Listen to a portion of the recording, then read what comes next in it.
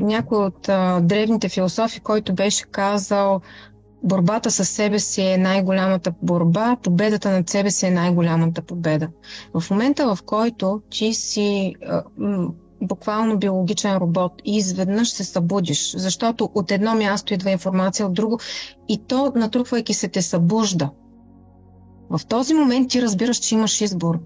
И в този момент ретроспективно се оказва, че ти си създател на всичко, което си преживял до момента.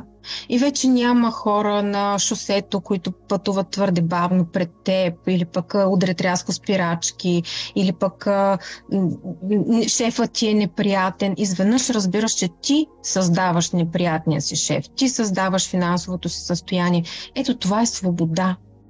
Защото тогава знаеш, че можеш да обърнеш хипотезата.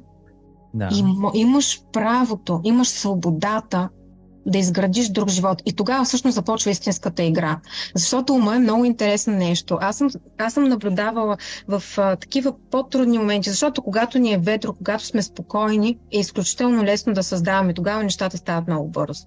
Но когато си в ситуация, която по някаква причина изтърваш кормилото и влизаш в нея, и сега си в тази трудна ситуация, проблеми, болести, примерно конфликти и така нататък, нещо се случва. И тогава започва истинската игра. Окей, как мога да се абстрахирам от всичко, което е отвън, и да започна да го създавам отвътре целенасочено.